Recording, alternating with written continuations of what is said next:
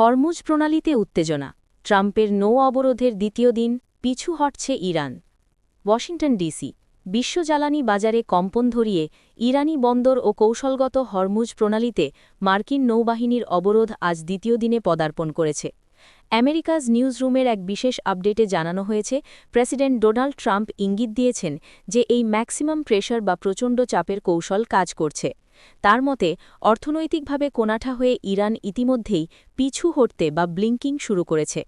বিশ্বের প্রায় ২০% তেল সরবরাহের এই রুটটি এখন অচল। ১৫টি মার্কিন যুদ্ধজাহাজ বর্তমানে এই জলসীমায় টহল দিচ্ছে। তেহরান কি আলোচনার টেবিলে ফিরবে, নাকি একটি দ্রুত ও কঠোর সামরিক সংঘাতের ঝুঁকি নেবে, তা নিয়ে এখন পুরো বিশ্ব চরম উদ্বেগের মধ্যে রয়েছে। সামরিক শক্তি ও আলোচনার কূটনীতি। ফক্স নিউজকে দেওয়া এক সাক্ষাৎকারে প্রশাসনের ঊর্ধ্বতন কর্মকর্তারা এবং ভাইস প্রেসিডেন্ট জেডি ভ্যান্স জোর দিয়ে বলেছেন যে বর্তমানে সব নিয়ন্ত্রণ আমেরিকার হাতে। ভ্যান্স বলেন, আমাদের সামরিক শ্রেষ্ঠত্ব রয়েছে এবং এখন আমরা এই অবরোধের মাধ্যমে তাদের ওপর প্রচণ্ড অর্থনৈতিক চাপ সৃষ্টি করেছি। এই অবরোধ ইরানকে ভীত করে তুলেছে, কারণ এটি তাদের অর্থনীতির শ্বাসরোধ করছে। এখন তারা আমাদের শর্ত মানে কিনা সেটাই দেখার বিষয়। জানা গেছে, গত সপ্তাহে পাকিস্তানে অনুষ্ঠিত শান্তি আলোচনা সাময়িকভাবে থমকে গিয়েছিল।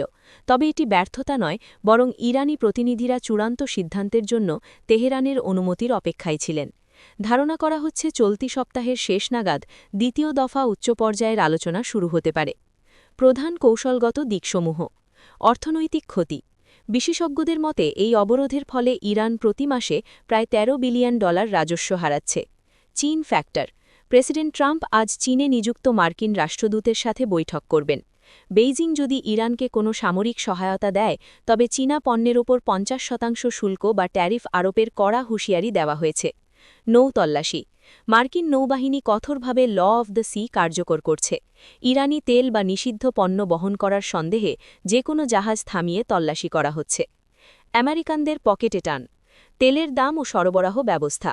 এই সংকটের প্রভাব সরাসরি আমেরিকার সাধারণ মানুষের ওপর পড়তে শুরু করেছে। ওমান এবং আরব আমিরাত উপকূলে তেলবাহী জাহাজগুলো আটকে থাকায় যুক্তরাষ্ট্রে গ্যাসের দাম এবং পাইকারি খরচ বাড়ছে। লজিস্টিক বিশেষজ্ঞরা সতর্ক করেছেন যে ডিজেলের দাম বাড়ার ফলে আমেরিকার ট্রাক চালক এবং সরবরাহ ব্যবস্থার খরচ অনেক বেড়ে যাচ্ছে, যা নিত্যপণ্যের দামকেও প্রভাবিত করতে পারে। অবসরপ্রাপ্ত নেভি কমান্ডার কার্ক লিপোল্ড বলেন, এই অপারেশনটি জটিল হলেও ইরানের কয়েক দশকের পারমাণবিক উচ্চাকাঙ্ক্ষা এবং প্রক্সি যুদ্ধ বন্ধ করতে এটি একটি প্রয়োজনীয় পদক্ষেপ। কূটনৈতিক তৎপরতা। শান্তির পথে কি কোনো সম্ভাবনা আছে? অবরোধের পাশাপাশি কূটনীতির দরজাও খোলা রাখা হয়েছে। একটি ঐতিহাসিক পদক্ষেপে ইসরায়েলি ও লেবাননি রাষ্ট্রদূতেরা বর্তমানে সেনেটর মার্কিও রুবিওর মধ্যস্থতায় যুদ্ধবিরতি আলোচনায় অংশ নিচ্ছেন। গত ৩০ বছরের মধ্যে এই দুই দেশের মধ্যে এটাই সর্বোচ্চ পর্যায়ের আলোচনা। মূল কথা, এটি কি দাবার চাল নাকি বড় কোনো ঝুঁকির খেলা? মার্কিন নৌবাহিনীর 5th ফ্লিট পাহারায় থাকায় বল এখন পুরোপুরি ইরানের কোর্টে।